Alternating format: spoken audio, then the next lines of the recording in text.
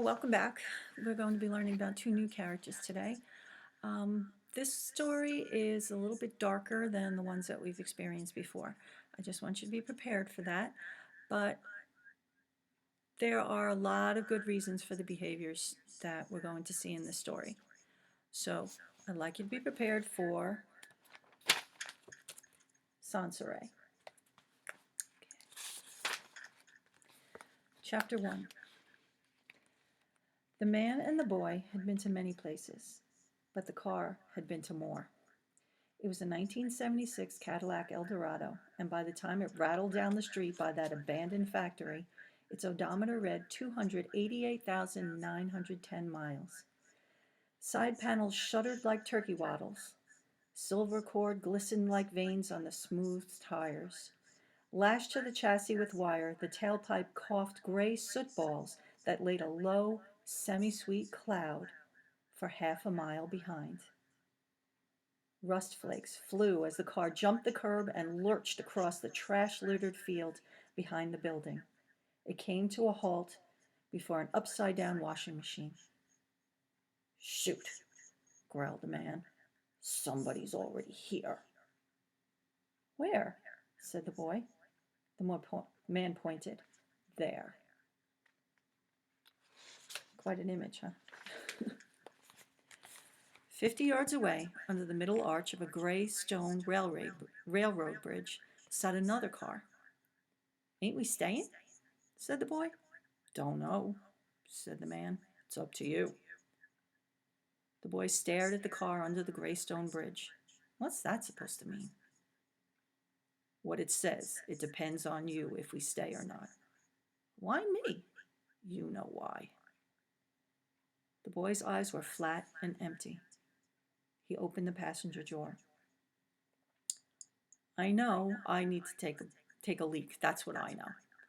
He got out and urinated noisily onto a plastic gallon jug. The man called, "You gotta be so loud." The boy did not respond. When he returned to the car, he raised his right leg high and drove the sole of his sneaker into the panel above the front wheel. His foot went through the trembling, rusted metal as if it were Kleenex. "Nice," said the man. "You gonna turn this thing off or what?" The man leaned across the front seat. "I'm looking for a job tomorrow. If I get one, I want to keep it for a while, understand?" The boy flapped his hand at the gathering cloud of exhaust. "Thought you liked to save gas." The man looked at the boy. His shoulders sagged. He sat back up behind the wheel and turned off the key. The Eldorado paid no attention, but went on hacking for a good half-minute. At last, it was still. So that was our first introduction to the two main characters in the story. So I'm going to be asking you questions about their relationship and what you can tell about them by the way they behave. Chapter 2. "Sonseray," the voice called from his bedroom doorway, drifting in with the smell of grilling bacon from the kitchen. Or was it pancakes? He rolled luxuriously into his pillow, stretched himself lazily along his bed. Sundust danced on a teddy bear's nose. "Sonseray!" He jerked awake, instantly upright, eyes wide, sweeping, searching. She was gone, as usual, eyes wide. Where was I? Sorry. Sweeping, searching. Everything was gone. Doorway, kitchen smell, teddy bear. The pillow was his own arm. The bed, a back seat oozing yellowed foam. Time was, he would have burst from the car and raced down the street, as if he could catch the voice, the face in the doorway. He didn't do that anymore.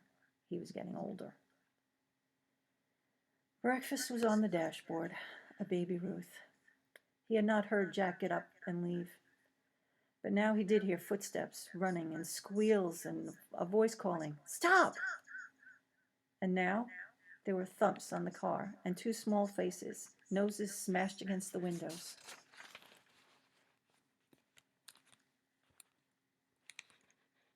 Staring in at him. He grabbed a candy bar.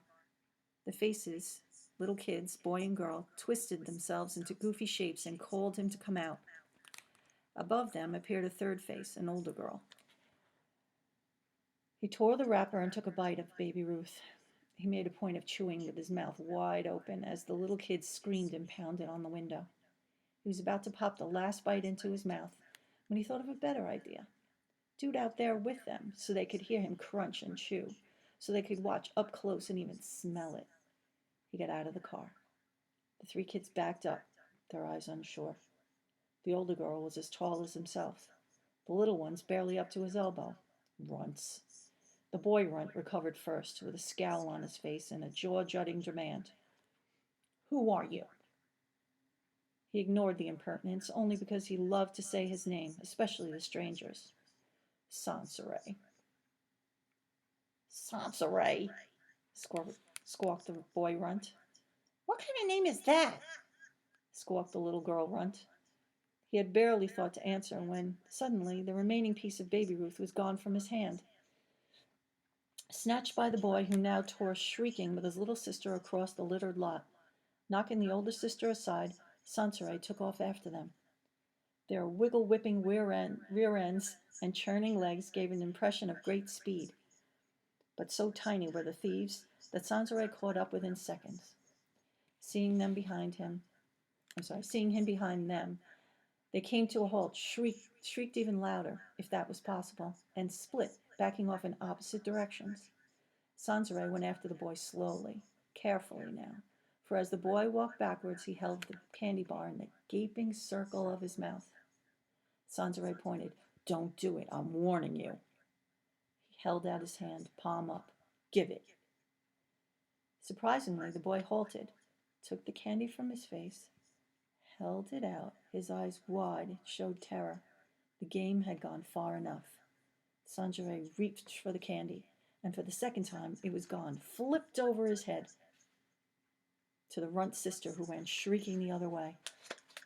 Sonseray stormed after her, then after him, her, him, as the baby Ruth sailed back and forth and finally, naturally, landed in the dirt. Would Sonseray have picked it up, dusted it off, and eaten it as planned? Probably. But he also had the sense, the civilized hesitation, to think about it for 2 seconds. The runts did not. They dove for the candy bar. A swirl of dust arose as they fought and screeched. The candy appeared only once more in the boy's hand, yellow with dust, then disappeared forever into his mouth. Sonseray did not see the boy laughing and rocking on his back like an overturned turtle, nor did he hear the girl's howl as she ran into her older sister.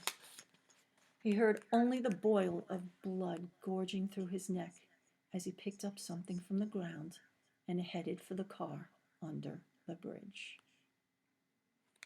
So, you know from experience that we learn about characters from their choices, the choices they make, and how they treat other people. So you're starting to form opinions about Sonseray. Hold on to that. We're going to keep building. Now we're going to meet the other character. Chapter 3. Even at this distance, Jack could see the broken windshield of the other car, and he knew at once what had happened. He tossed the cereal onto the front seat, took a deep breath, and walked across the sun-blasted wasteland. A woman and 3 children stopped what they were doing to stare at him. The woman began railing long before he got there. "Look what he did! Look!" She held up chunks of tinted glass. "What's the matter with him? Is he crazy? It's all over the inside. My children could bleed to death." The little boy came running, blurting, "He picked up a battery and went bam, bam, bam. There's glass everywhere. Is he crazy?" The little girl spouted, "We could bleed to death." The older girl was picking glass from the car floor. The way the kids were dressed, you'd never know. You never would have thought they lived in a car. Jack wondered how long they had been there. The mother wore a green t-shirt and baggy tan khakis. Her fingernails were broad and crusty as a trench digger's. She stood before him. "I don't leave them alone, the little ones. Never." She shook her head adamantly. "I know where these kids are every minute of every day and night," she said pointedly, as if expecting a challenge. "If I'm not with them, Hillary here is. They are well-behaved children, supervised, normal in every way. Jack was tempted to turn around and see if there was a judge or a social worker behind him. Instead, he nodded. Yes, ma'am, and I'm sorry about what happened. The little girl snarled up at him.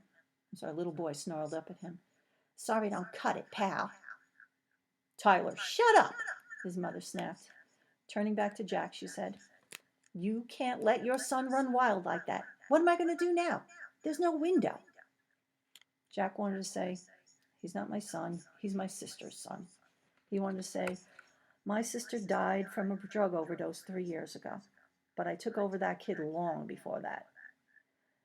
Then I lost my job at the ice cream plant, and since then we've been in 50 towns, and everywhere we go, he gets in trouble.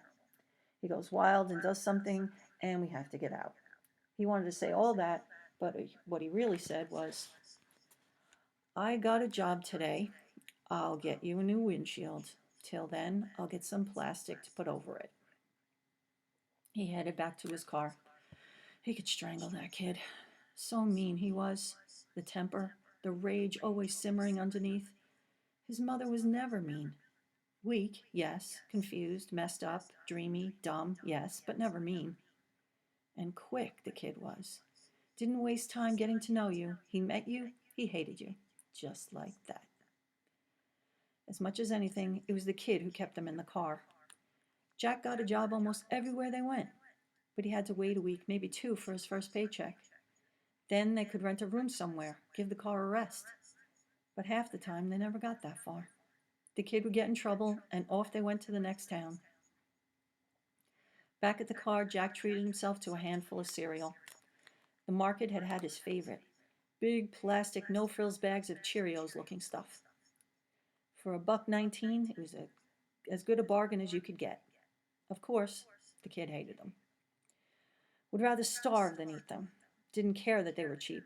Typical kid that way. Money meant nothing, poor as he was. Jack had to admit that sometimes he even got a little tired of the fake Cheerios, and he was tempted to buy something more expensive. Then he would think of how the kid hated them, and he would buy them for spite. Before going to look for something to cover the windshield, he took another handful of cereal. So, these 2 new characters, we know their relationship now. And as the story goes on, you're going to get more and more details about how they got to where they are now. And, of course, the library card will come into the picture as well. As in the first 2 stories that we heard, the library card always appears at a pivotal moment. And that's when the character has to decide how they want their future to be. So, in our next video, we'll hear more about that.